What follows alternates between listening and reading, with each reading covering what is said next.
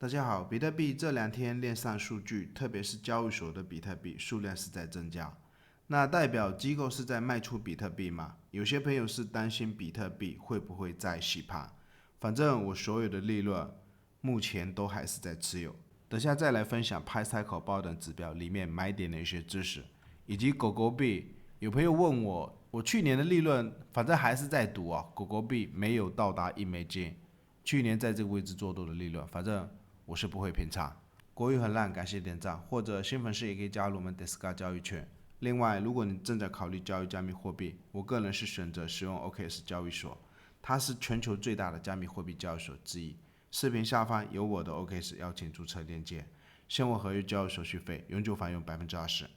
我们先来看一下狗狗币日线的这张图表，等下再讲比特币最近交易所的数量是在增加，不一定是机构在卖出。然后现在的狗狗币，我们可以看一下，它短期已经是把这一个压力区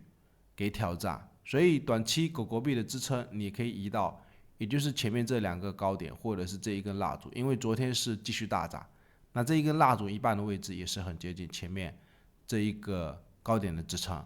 那或者狗狗币上涨的目标，我的观点是下一步可能是要去挑战，或者是短期这个位置有没有可能涨多了盘整一段时间，然后后面有没有可能去挑战，就是之前的这一个0.5的高点。因为我们看一下，如果我们把狗狗币下方的这一个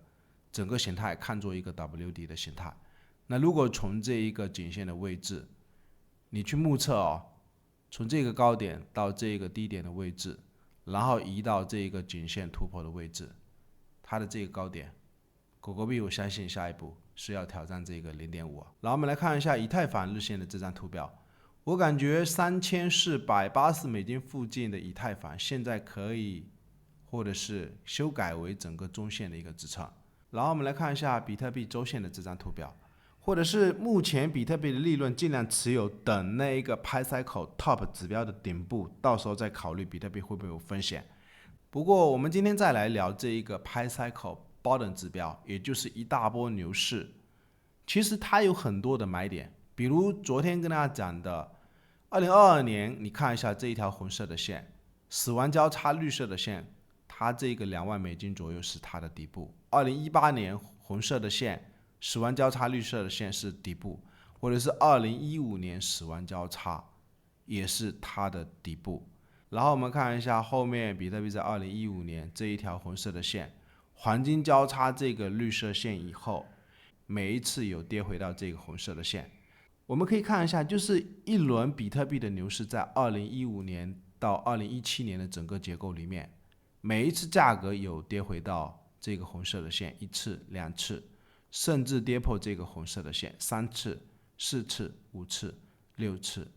7次的买点。所以一般一个标的，因为以往的历史交易经验，就是一个品种只要趋势形成以后，它不会在短短的时间内一下子又或者是反趋势，马上就往下跌。所以我们来看一下，就是本轮比特币牛市，2022年的时候，希望朋友们你去抄底，然后这一个红色的线交叉这个绿色线之后，我们看一下25K 的时候，也是希望朋友们，反正我是做多在这个位置，包括跌下来的时候，这个位置也是做多。那后面这个位置是没有做多，或者是后面在50K 附近这个区间也是大胆的希望朋友们继续做多，以及当时的这个75K， 虽然价格也是跌破，那或者前面跌到这个位置的时候，它一轮牛市里面是有很多次跌到这一条红色的线，所以有可能一轮牛市里面你每一次有跌回到这个红色的线，会让你对5次到6次有可能只会错一次，错的情况下你止损就可以了。然后我们来看一下比特币交易所钱包余额，我们看一下7天以来比特币交易所上面的数量，或者是我们看一下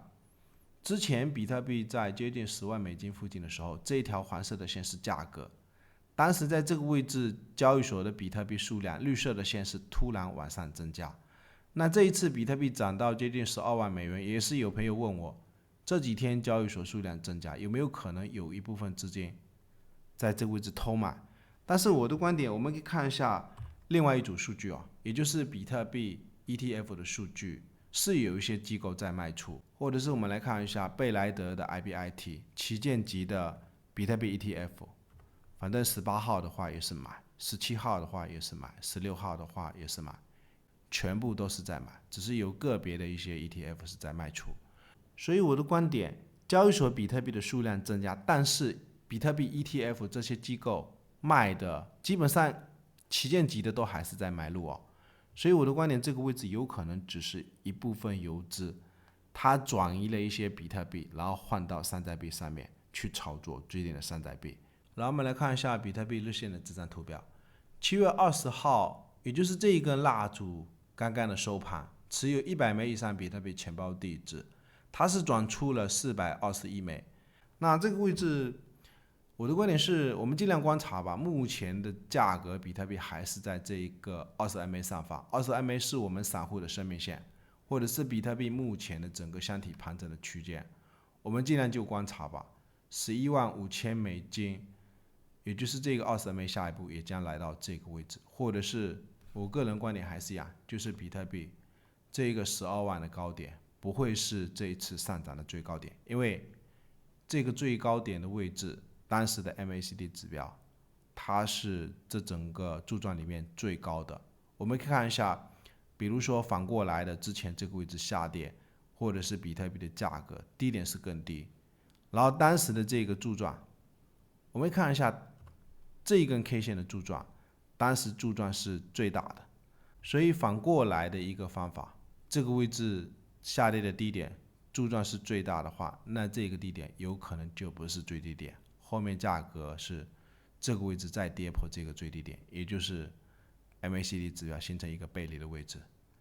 这个位置最终价格起来涨到现在。所以现在的比特币我们尽量先观察吧，有可能短期还是在盘整，但是我认为比特币盘整结束以后，后面应该也是会继续往上涨。最后感谢大家收看，订阅我们。